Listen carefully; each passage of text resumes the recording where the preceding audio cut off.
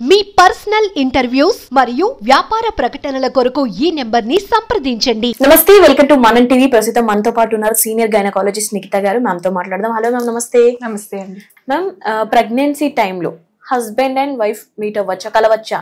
ఒకవేళ కలిస్తే ఏ టైం వరకు కలవచ్చు అంటారు?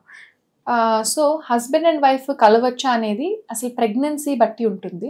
అంటే తనది లో రిస్క్ ప్రెగ్నెన్సీయా, హై రిస్క్ ప్రెగ్నెన్సీయా? సో ఇప్పుడు హై రిస్క్ ప్రెగ్నెన్సీ వచ్చే కొంది గర్భసంచి ముఖద్వారం లెంత్ చాలా తక్కువ ఉండి తనకి ఏమన్నా స్టిచ్ వేసున్నా, లేదా లెంత్ చాలా తక్కువ ఉండటం వల్ల తను ఏమన్నా ఇంజెక్షన్స్ పైన ఉన్నా, లేదా మాయ కింద ఉన్నా, వీళ్ళు హస్బెండ్ అండ్ వైఫ్ కలవకూడదు. ఎందుకంటే మాయ కింద ఉండటం వల్ల గర్భసంచికి ఎఫెక్ట్ ఏదైనా పడితే బ్లీడింగ్ అయ్యే అవకాశం ఉంటుంది కాబట్టి, లేదా గర్భసంచి ముఖద్వారం లెంతే చాలా తక్కువ ఉంటే అది ఓపెన్ అయిపోతే అప్పుడు మళ్ళీ ప్రెగ్నెన్సీ మిస్క్యారేజ్గా ఇవన్నీ అవుతుంది కాబట్టి వాళ్ళు కలవకూడదు. కానీ నార్మల్ లో రిస్క్ ప్రెగ్నెన్సీ అంటే నార్మల్గా ప్రెగ్నెన్సీ వచ్చి స్కాన్ల పరంగా అంతా నార్మల్గా ఉంది, ఆవిడకి పెద్దగా ఇబ్బందులు లేవు, అంటే నడుము నొప్పి లేదు, తను బాగానే ఉంది, తన పనులన్నీ తను చేసుకుంటుంది అంటే తను కలవచ్చు. సో ఆ హస్బెండ్ అండ్ వైఫ్ కలవచ్చు.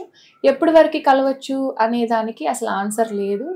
టిల్ డెలివరీ ఎప్పటి వరకు తను కంఫర్ట్ లెవెల్ ఉందో అప్పటి వరకు కలవచ్చు, దాంట్లో ప్రాబ్లం లేదు.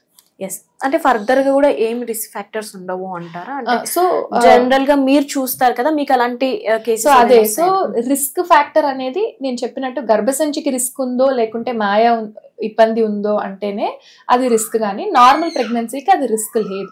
సో వాళ్ళు కంఫర్టబుల్ లెవెల్ అనమాట. సో ఆ లేడీకి ఎప్పటి వరకు కంఫర్టబుల్ అనేది ఆ పొట్టతోటి తను ఎట్లా ఉంది, తనకు ఆయాసం ఉందా, తను, సో అవి డిపెండెంట్, ఇండివిజువల్ బేసిస్ డిపెండెన్స్ కాబట్టి వాళ్ళు కంఫర్టబుల్ గా ఉన్నంత వరకు హస్బెండ్ అండ్ వైఫ్ కలిసే దాంట్లో పెద్దగా ఇబ్బంది ఉండదు.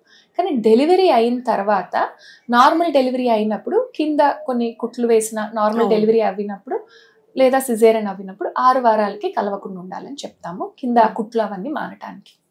సో అలా కలిస్తే అంటే జనరల్ గా ఇట్లా మిస్క్యారేజ్ అయిన కేసెస్ మీరు జనరల్ గా ఏదైనా చూసినవి ఉన్నాయా అనేసి? సో చాలా మంది మేము కలిసాము అందువల్ల మాకు మిస్క్యారేజ్ అయిపోయిందా అనేది వస్తారు. సో ఫస్ట్ 3 నెలల్లో మిస్క్యారేజ్ ఏదైతే అవుతుందో దానికి కలిసిన వల్ల కలవకపోవటం వల్ల అసలు ఫస్ట్ ఆఫ్ ఆల్ అవ్వదు. సో మిస్క్యారేజ్ అనే దానికి మెయిన్ గా అండం క్వాలిటీ కానీ స్పర్మ్ క్వాలిటీ కానీ మీద ఉంటుంది. సో ఆ ఎగ్ క్వాలిటీ సరిగా లేకపోవటం వల్లను, స్పర్మ్ క్వాలిటీ సరిగా లేకపోవటం వల్ల, లేదా జెనెటిక్ ఇబ్బందులు, ఆ బేబీ ఫార్మేషన్ దాంట్లో ఏదైనా జెనెటిక్ ఇబ్బంది ఉన్న వల్లను, మదర్ కి బాగా షుగర్ లెవెల్స్ ఎక్కువ ఉండటం వల్లను, లేకుంటే అన్కంట్రోల్డ్ థైరాయిడ్ లెవెల్స్, అంటే తనకి థైరాయిడ్ జబ్బు ఉండుండొచ్చు, తనకే తెలియకపోయి ఉండొచ్చు, ఆ వాల్యూ ఎక్కువ ఉండటం వల్ల, ఇట్లా హార్మోన్ ఇబ్బందుల వల్ల కానీ క్వాలిటీ ఇబ్బందుల వల్ల అవ్వేదే మెయిన్గా మిస్క్యారేజెస్ అనేది. అంతేగాని వాళ్ళు కలిసిన వల్ల కలవకపోవటం వల్లనో మిస్క్యారేజెస్ ఫస్ట్ 3 నెలల్లో అవ్వదు. అందుకనే ఫస్ట్ స్కాన్ చెక్ చేసుకున్నప్పుడు ఆ మెయిన్ ఫ్యాక్టర్స్ అన్ని చెక్ చేసుకోవటము, మాయ ఎక్కడుంది అనేది 4వ నెల స్కాన్ లో కూడా చెక్ చేసుకోవడం జరుగుతుంది. అయితే థైరాయిడ్ వల్ల కూడా అవుతుందమ్మా మిస్క్యారేజెస్? సో థైరాయిడ్, ప్రతి ఒక్కరికి థైరాయిడ్ ఇబ్బంది ఉన్న వాళ్ళకి మిస్క్యారేజ్ అవ్వదు.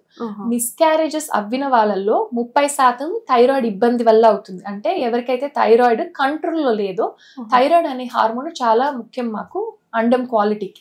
సో అండం క్వాలిటీ సరిగా ఉండకపోవటం వల్ల 30% మిస్క్యారేజ్ అయ్యే అవకాశం ఉంటుంది. సో అందుకని మిస్క్యారేజెస్ లో మెయిన్ కామన్ వచ్చేసి థైరాయిడ్ ఒకటి, అన్డయాగ్నోస్డ్ బ్లడ్ షుగర్స్, అంటే మదర్ లో బ్లడ్ షుగర్స్ చాలా ఎక్కువ ఉండటం. అంటే జనరల్ గా కూడా ఫస్ట్ థైరాయిడ్ టెస్ట్ చేస్తారు కదా మ్యామ్.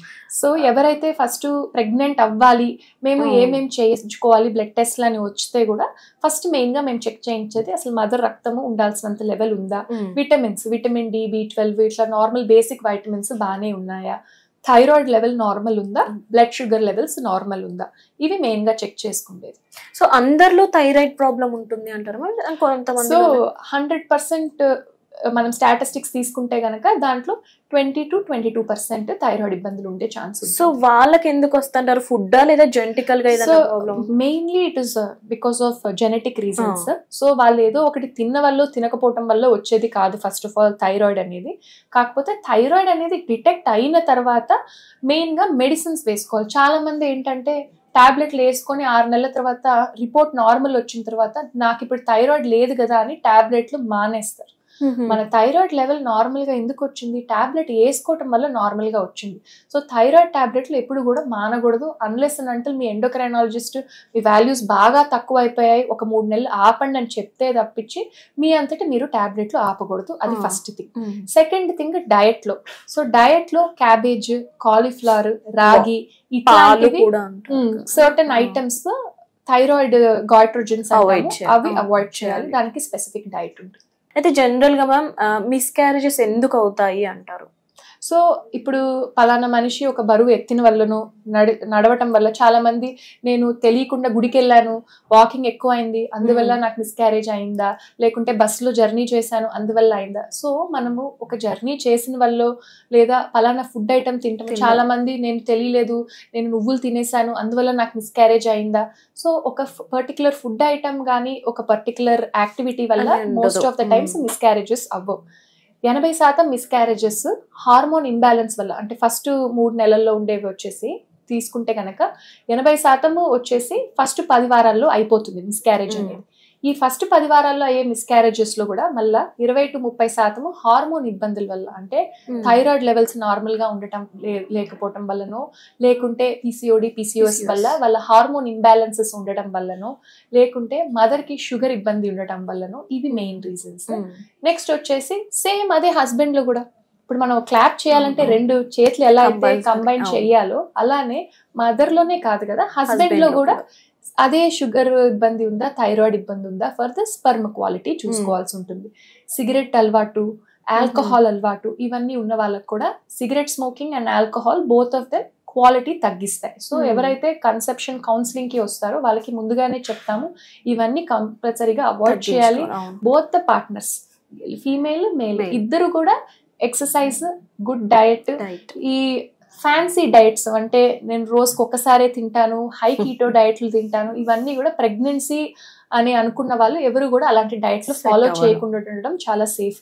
నార్మల్ గా మన ఇంట్లో హ్యాపీగా వండుకొని తినే vegetables, good diet, good sleep habits ఇవి మెయింటైన్ చేయటము better for them. Yes, right ma'am. Thank you.